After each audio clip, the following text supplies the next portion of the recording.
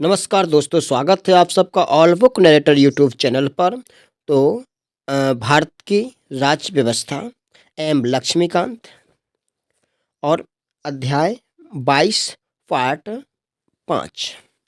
संसद में विधायी प्रक्रिया। विधायी प्रक्रिया संसद के दोनों सदनों में संपन्न होती है। प्रत्येक सदन में हर विधेयक समान चरणों के माध्यम से पारित होता है।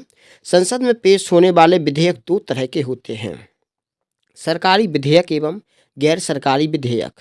इन्हें क्रमशः सरकारी विधेयक एवं गैर सरकारी सदस्यों के विधेयक भी कहा जाता है।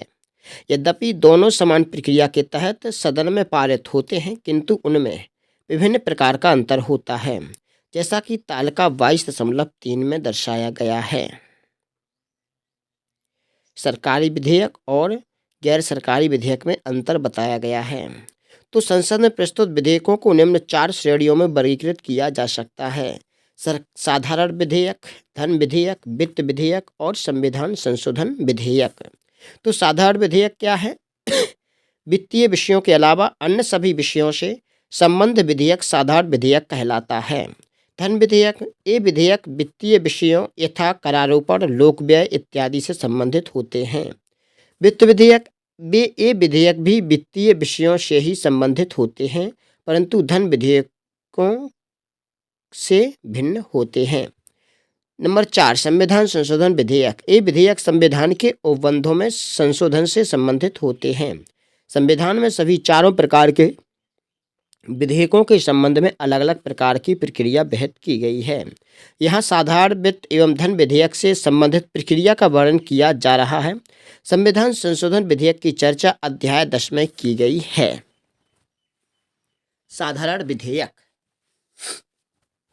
प्रत्येक साधारण विधेयक संविधि पुस्तक में स्थान पाने से पूर्व संसद के निम्न 5 चरणों से गुजरता है। प्रथम, पाठन। साधारण विधेयक संसद के किसी सदन में प्रस्तुत किया जा सकता है। यह विधेयक मंत्री या सदस्य किसी के द्वारा भी प्रस्तुत किया जा सकता है। जब कोई सदस्य में यह विधेयक प्रस्तुत करना चाहता है तो उसे पहले सदन को इसकी अग्रिम सूचना देनी पड़ती है।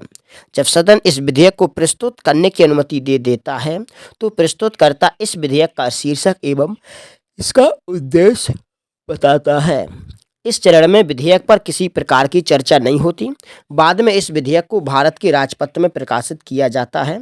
यदि विधेयक प्रस्तुत करने से पहले ही राजपत्र में प्रकाशित हो जाए तो विधेयक के संबंध में सदन की अनुमति की आवश्यकता नहीं होती। विधेयक का प्रस्तुतिकरण एवं उनका राजपत्र में प्रकाशित होना ही प्रथम पाठन कहलाते हैं। द्वितीय पाठन।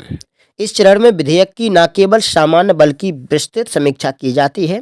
इस चरण में विधेयक को अंतिम रूप प्रदान किया जाता है। विधेयक के प्रस्तुतिकरण की दृष्टि से यह सबसे महत्वपूर्ण चरण है। वास्तव में इस चरण के 3 उपचरण होते हैं, जिनके नाम हैं साधारण बहस की अवस्था, समिति द्वारा जांच एवं विचारणीय अवस्था। नंबर आ, साधारण बहस की अवस्था। विधेयक की छपी हुई प्रतियां सभी सदस्यों के बीच वितरित कर दी जाती हैं।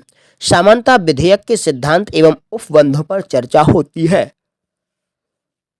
लेकिन विधेयक पर विस्तार से विचार विमर्श नहीं किया जाता। इस चरण में संसद निम्न 4 में से कोई कदम उठा सकता है: इस पर तुरंत चर्चा कर सकता है या इसके लिए कोई अन्य तिथि नियत कर सकता है। इसे सदन की प्रवर समिति को सौंपा जा सकता है। इसे दोनों सदनों की संयुक्त समिति को सौंपा जा सकता है। इसे जनता के विचार जानने के लिए सार्वजनिक किया जा सकता है। प्रवर समिति में उस सदन के सदस्य होते हैं जहां विधेयक लाया गया था और संयुक्त समिति में दोनों सदनों के सदस्य होते हैं। नंबर 5, समिति अवस्था।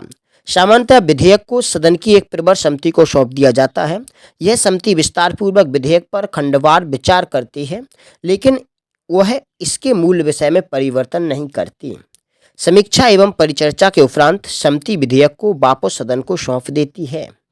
नंबर 7, विचार विमर्श की अवस्था। प्रवर समिति में विधेयक प्राप्त होने के उपरांत सदन द्वारा भी विधेयक के समस्त उपबंधों की समीक्षा की जाती है। विधेयक के प्रत्येक उपबंध पर खंडवार चर्चा एवं मतदान होता है।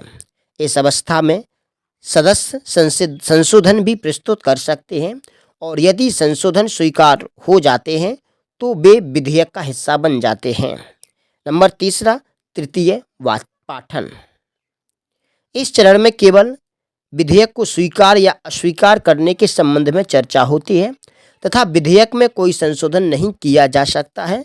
यदि सदन का बहुमत इसे पारित कर देता है तो विधेयक पारित हो जाता है और इसके उपरांत उस सदन के पीठासीन अधिकारी द्वारा विधेयक पर विचार एवं स्वीकृति के लिए उसे दूसरे सदन में भेजा जाता है।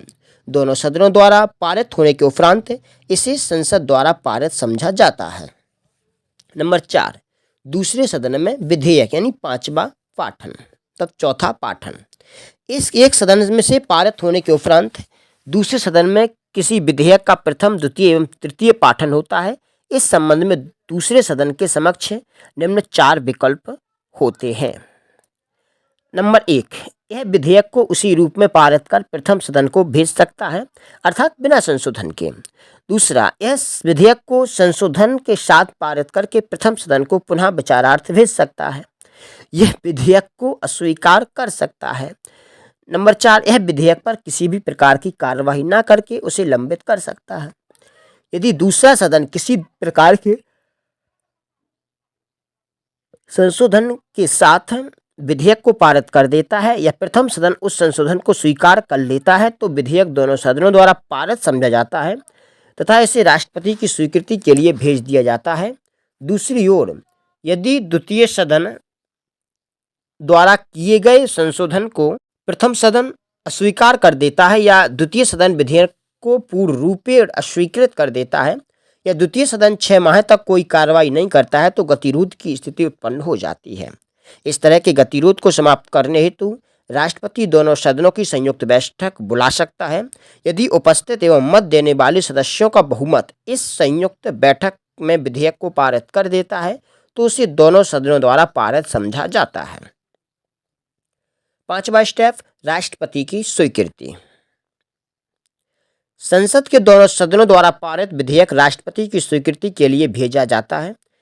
इस समय राष्ट्रपति के समक्ष 3 प्रकार के विकल्प होते हैं। आ, यह विधेयक को स्वीकृति दे सकता है।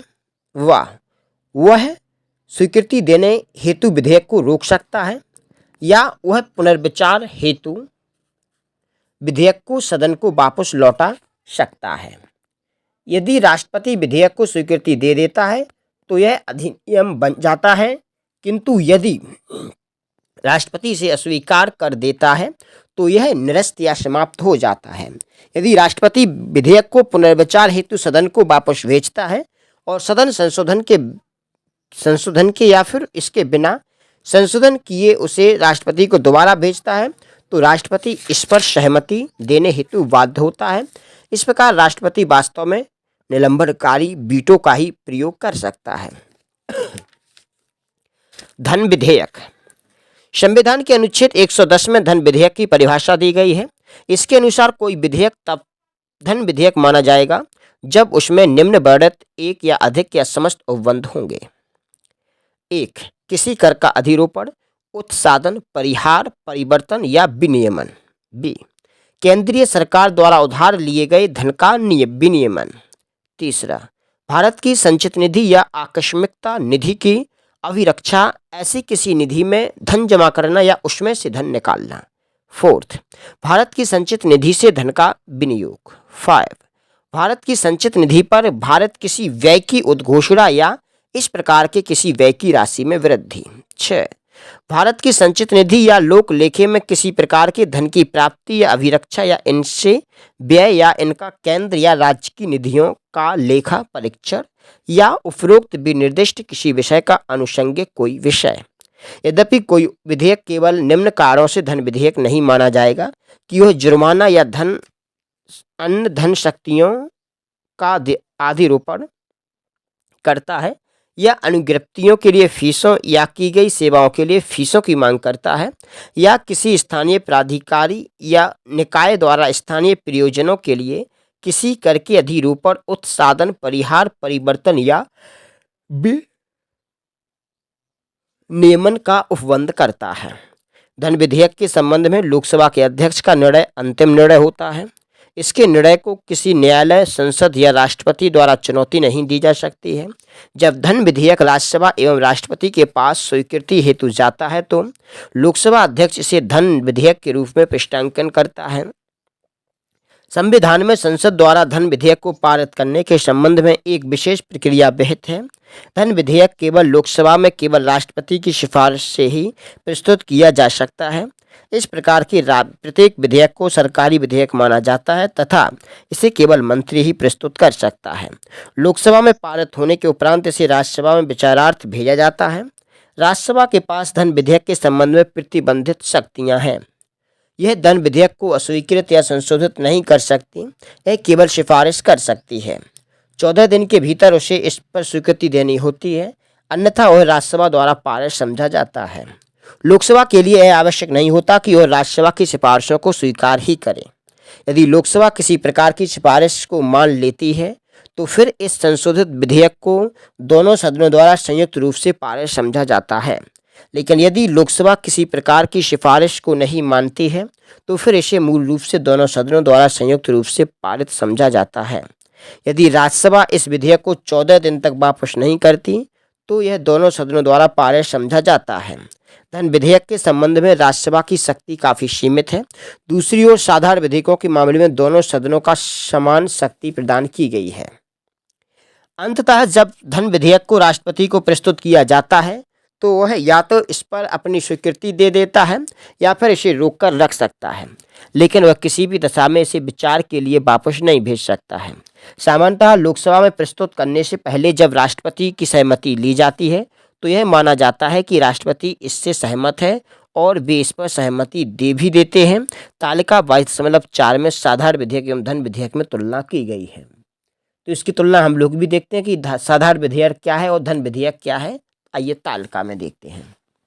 नंबर 1, साधारण विधेयक लोकसभा या राज्यसभा में कहीं भी पुनः स्थापित किया जा सकता है, जबकि धन विधेयक को सिर्फ लोकसभा में पुनः स्थापित किया जा सकता है।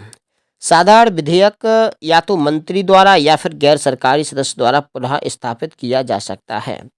धन विधेयक सिर्फ मंत्री द्वारा पुनः स्थापित किया जा सकता है। साधारण विधेयक बिना राष्ट्रपति की संस्तुति के पुनः स्थापित होता है और धन विधेयक को सिर्फ राष्ट्रपति की संस्तुति से ही पुनः स्थापित किया जा सकता है।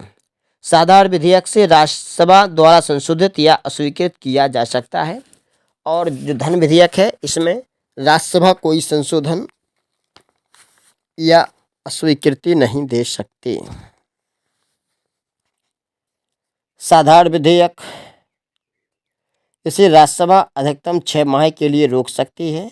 धन विधेयक राज्यसभा अधिकतम 14 दिन के लिए रोक सकती है। साधारण विधेयक इसे राज्यसभा में भेजने के लिए अध्यक्ष के प्रमाणन की जरूरत नहीं होती, बल्कि धन विधेयक में अध्यक्ष के प्रमाणन की जरूरत होती है। साधारण विधेयक से दोनों सदनों में पारित होने के बाद राष्ट्रपति की मंजूरी के लिए भेजा जाता है। असहमति की अवस्था में राष्ट्रपति संयुक्त बैठक बुला सकता है, जबकि धन विधेयक सिर्फ लोकसभा में पारित होने के बाद राष्ट्रपति की मंजूरी के लिए भेजा जाता है। इसमें दोनों सदनों के बीच असहमति का कोई अवसर ही नहीं होता, इसलिए संयुक्त बैठक का कोई उपबंध नहीं है। साधारण विधेयक लोकसभा में अस्वीकृत होने पर सरकार को त्यागपत्र देना पड़ सकता है यदि इसे मंत्री ने पुनः स्थापित किया गया हो तो, बल्कि धन विधेयक इसके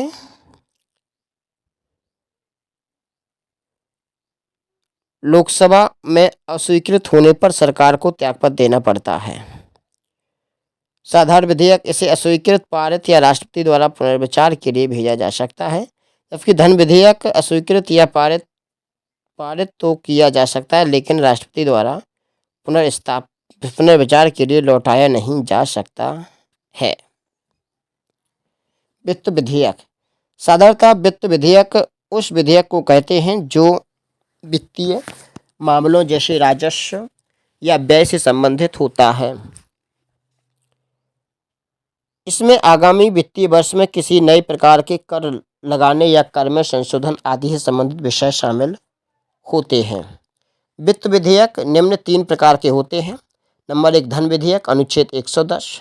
वित्त विधेयक फर्स्ट अनुच्छेद 117 क्लॉज फर्स्ट, वित्त विधेयक सेकंड अनुच्छेद 117 क्लॉज 3। तो इस वर्गीकरण के अनुसार सभी धन विधेयक वित्त विधेयकों की श्रेणी में आते हैं। यद्यपि सभी धन विधेयक वित्त विधेयक होते हैं, किंतु सभी वित्त विधेयक धन विधेयक नहीं होते हैं। केवल वे वित्त विधेयक ही धन विधेयक होते हैं जिनका उल्लेख संविधान के अनुच्छेद 110 में किया गया है। धन विधेयक को लोकसभा अध्यक्ष द्वारा भी धन विधेयक के रूप में प्रमाणित किया जा सकता है। वित्त विधेयक फर्स्ट तथा सेकंड की चर्चा संविधान के अनुच्छेद 117 में की गई है। वित्त विधेयक फर्स्ट, एक वित्त विधेयक फर्स्ट यह विधेयक है जिसमें अनुच्छेद 110 के उल्लिखित सभी मामले होते हैं। इसके अलावा अन्य आय मामले भी, जैसे एक विधेयक जिसमें ऋण संबंधी खंड हो लेकिन वह विशिष्ट ऋण से संबंध ना हो। वित्त विधेयक फर्स्ट दो रूपों में धन विधेयक के समान है। आ, दोनों लोकसभा में पेश किए जाते हैं। बा, दोनों राष्ट्रपति की सहमति के बाद पेश किए जा सकते हैं। अन्य सभी मामलों में एक वित्त विधेयक फर्स्ट वह विधेयक है जिसे उसी प्रकार व्यवहारित किया जाता है जैसे कि साधारण विधेयक, तथापि इसे राज्यसभा द्वारा स्वीकार या अस्वीकार किया जा सकता है। हालांकि इस संबंध में किसी भी सदन द्वारा विधेयक में प्रस्तावित कर आदि को तब तक कम या समाप्त नहीं किया जा सकता है जब तक कि राष्ट्रपति इसकी सहमति न दे दे। यानी फैक्स की कमी या समाप्ति के लिए प्रावधान और संशोधन के लिए राष्ट्रपति की सिफारिश की आवश्यकता नहीं है। यदि इस प्रकार के विधेयक में दोनों सदनों के बीच कोई गतिरोध होता है तो राष्ट्रपति दोनों सदनों के गतिरोध को समाप्त करने के लिए संयुक्त बैठक बुला सकता है। जब विधेयक राष्ट्रपति को प्रस्तुत किया जाता है तो वह या तो विधेयक को अपनी स्वीकृति दे सकता है या उसे रोक सकता है या फिर पुनर्विचार के लिए सदन को वापस कर सकता है। वित्त विधेयक सेकंड, एक वित्त विधेयक सेकंड में भारत की संचित निधि पर भारत व्यय संबंधी उपबंध होते हैं, लेकिन इसमें वह कोई मामला नहीं होता जिसका उल्लेख अनुच्छेद 110 में होता है। इसे साधारण विधेयक की तरह ही प्रयोग किया जाता है तथा इसके लिए भी वही प्रक्रिया अपनाई जाती है जो साधारण विधेयक के लिए अपनाई जाती है। इस विधेयक की एकमात्र प्रमुख विशेषता यह है कि सदन के किसी भी सदन द्वारा इसे तब तक पारित नहीं किया जा सकता जब तक कि राष्ट्रपति सदन को ऐसा करने की अनुशंसा न दे दे। वित्त विधेयक सेकंड को संसद के किसी भी सदन में पुनः स्थापित किया जा सकता है तथा इसे प्रस्तुत करने के लिए राष्ट्रपति की सहमति की आवश्यकता नहीं होती है। दूसरे शब्दों में, राष्ट्रपति की अनुशंसा परिचय के स्तर पर नहीं लेकिन विचार के स्तर पर जरूरी है। दोनों ही सदन इसे स्वीकार या अस्वीकार कर सकते हैं। यदि इस प्रकार के विधेयक में दोनों सदनों के बीच कोई गतिरोध होता है तो राष्ट्रपति दोनों सदनों के गतिरोध को समाप्त करने के लिए संयुक्त बैठक बुला सकता है। जब विधेयक राष्ट्रपति को प्रस्तुत किया जाता है तो वह या तो विधेयक को अपनी संस्तुति से दे सकता है या उसे रोक सकता है या फिर पुनर्विचार के लिए सदन को वापस कर सकता है।